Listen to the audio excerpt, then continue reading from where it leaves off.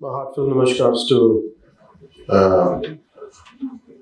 and also I welcome Principal Secretary, Environment and Forest and Science and Technology, Sri Kantilal Foundation, and heartfelt namaskars to PCCA and Head of Forest Force, Sri P.V. Chalpatrao. My heartfelt namaskars to Advisor for Forest Department, Sri S.P. Mallikarjuna. My heartfelt namaskars and welcome to Chief Executive Officer, National Camera, Company Secretary of Forestation and Fund Management and Planning Authority, Sri Anand Mohanji. My heartfelt namaskars and welcome to Inspector General of Forest, National Forestation and Eco Development, Ms. Robi Kulbai. My heartfelt namaskars and welcome to Additional PCCA, the Conservator of Forest and Regular Officer, Sri Shantapriya Pandiji. My heartfelt namaskars to Special Secretary, Sri Sena. Heartfelt namaskars and welcome to Postmaster General, Visakhapatnam Sri Regional Sri V.S. Jaishankar.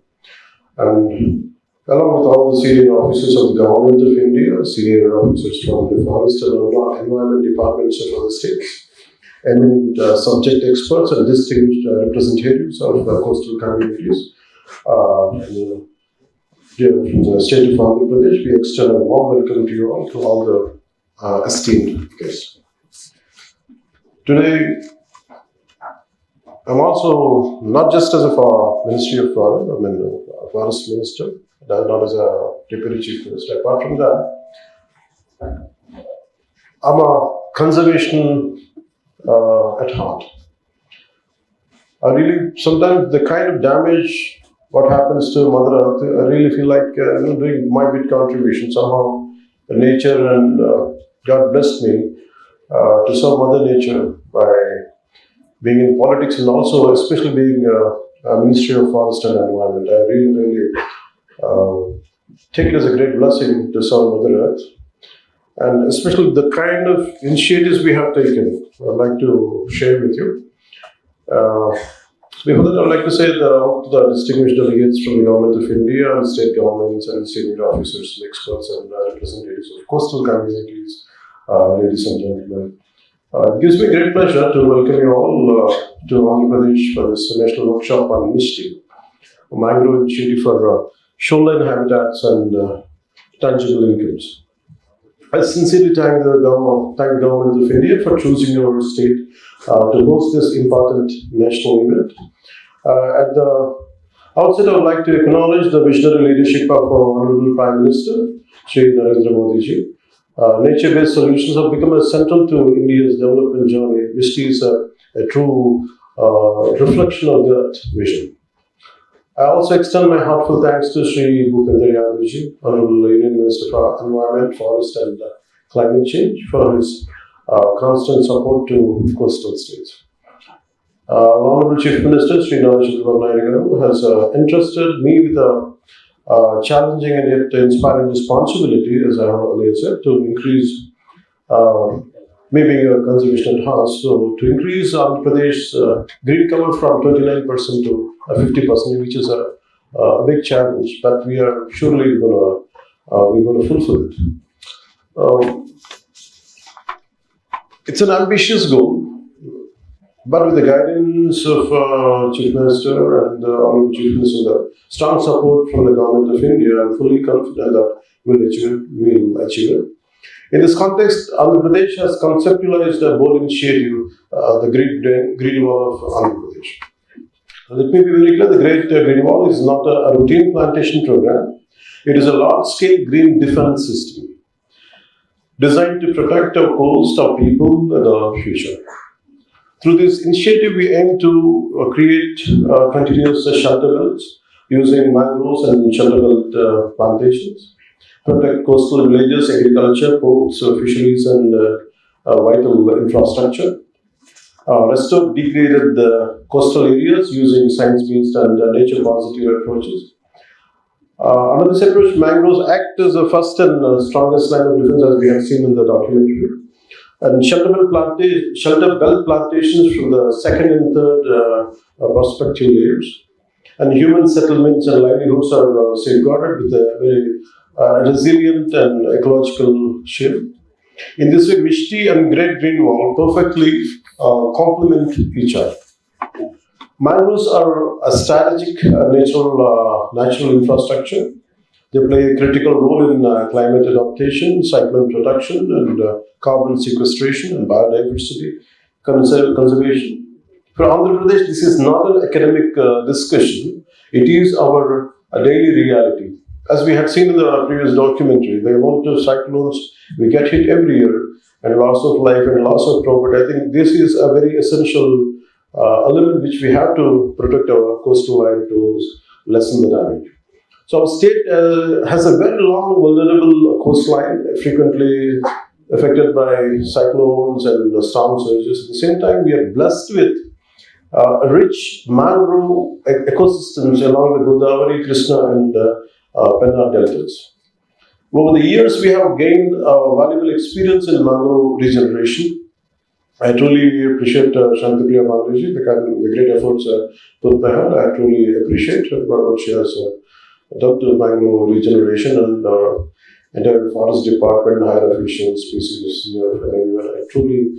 They have done a commendable job. But also a lot of community-based conservation methods and integrating fisherfolk livelihoods with ecosystem production and all been a part of this. In 2025 alone, Andhra Pradesh has taken up to 700 hectares of new mangrove plantations, reaffirming our commitment to Mishti and coastal resilience. At the heart of all our efforts lies a simple principle: conservation will succeed only when people benefit. So when we are focusing on skill development linked to mangrove restoration, livelihood opportunities through nurseries, fisheries enhancement, and ecotourism, and incentives for production, monitoring, and long-term stewardship. A good example is our ecotourism initiative at Hamsaladevi, the Krishna Sagara Sangam. I really request you all, if you have time post this workshop, I wish you could ask our PCC of Ghana also to request them to take to Hamsaladevi and make sure they understand what we have done to the kind of achievement what we have done. Let them experience it. I request you all, please let them be our guests, and whatever is needed from my side, it will be done. Please, I promise you that. So here you can witness local communities are active partners, earning sustainable livelihoods while protecting precious natural and cultural heritage. Workshops like this are extremely valuable for sharing best practices. I strongly believe in learning from other states. For example, when Andhra Pradesh faced serious human-animal conflict, I personally approached government of Karnataka. It would be like every forest is confined to that particular state, especially in the state of Andhra Pradesh. Previous regime we have known is confined to their states, but they never looked out for the help from other states, which I personally, being a conservationist at heart, so I went and extended for the animal-human conflict, and really thank the Karnataka government. They generously thank them for generously sparing 4 trained Kumki elephants. Helped to train our staff and enabled us to establish an elephant camp in Chittoor district. This has significantly reduced human-animal conflict. We also adopted practices such as IT-based forest governance models, welfare funds for field staff and emergencies. Inspired by these, Andhra Pradesh has contributed previously what Kantila Dandeji said, 5 crores to the welfare fund for forest department officials. And I felt it is my responsibility to stand by them from any kind of political pressures, any kind of, sometimes they face certain dire consequences. We from the government, government of AP, we assured them any kind of issues they face. I think we're going to stand by them, we'll empower them, we will stand by them, we'll become a backbone. We will make sure that they won't get disrupted while they perform their duties. So increased ex gratia, that's an amazing concept in AP is the immediate quick response. If some death happens between animal and human issues, the immediate ex gratia for human death is around 5 lakhs to 10 lakhs, which will be time to time, immediately be released. And building on our commitment to protecting human lives and livelihoods while ensuring human wildlife conservation. The state has launched the concept called Hanuman Foundation, Hanuman Foundation. Hanuman stands for Healing and Nurturing Units for Monitoring, Aid and Nursing of Wildlife. It provides a unified framework to manage human-animal conflict, prioritizing human safety and farmer livelihoods. Supported by trained rapid response teams for swift emergency response, and technology-enabled systems enable early warnings and transparent compensation, while the foundation focuses on prevention through hotspot mapping and habitat management, strengthening community participation and interdepartmental coordination for sustainable outcomes. Beyond conflict mitigation, our approach also focuses on strengthening ecosystems and restoring natural balance. Accordingly, we have completely banned exotic. We have banned exotic planting species and are encouraging only indigenous species. Our nurseries are expanding from from 10 to 20 species to over close to 100 species. Our research centers have already developed 400 indigenous species, and we are now replicating this model across all districts. We are promoting nurseries in tribal areas, enabling tribal communities to collect forest seeds and raise seeds. I firmly believe that biodiversity is the strongest response to climate change. I request all participating states to share their experiences so that we can learn from each other and move forward together. Before concluding this speech, I would like to say, for me, the great damage what has been done to Mother Earth, and recently, just I think day before, me and all the concerned, Kantilal Dandeji and PCC of Gaur and rest of the forest officials, we came together, and the goal given by Honorable Chief Minister is that to increase the 50% green cover. It is the issue. What about the forest department, which I had noticed, which I would like to share with you, is about protecting the forest is the only duty. It is not about forestation or social forestry. So out of that meeting, we have concluded we're going to include rest of the departments. Let it be revenue, let it be Jal Shakti, including Panchayat Raj, including education department, so all the concerned principal secretaries. We are having regular meetings. Very soon, we're going to come out with an inspirational plan, which is going to be Andhra Pradesh is going to be a role model in creating very biodiversity natural shield across the state, and also especially coastline, and also 50% green cover we want to achieve with the help of communities, with the help of officials, and we have a very big idea, and we're going to very committed. We are extremely committed.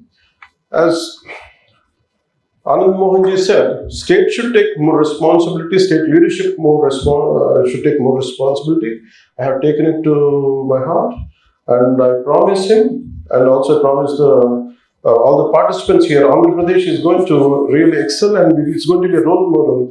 My commitment is Andhra Pradesh is going to be a role model. That's my commitment. Before we have about 3.5 years, and me being a conservationist, this is what a bit part I could do for our Mother Earth. So it is not about one man could do. It's all about collectively what we could do.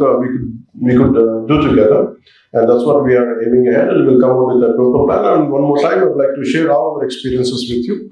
And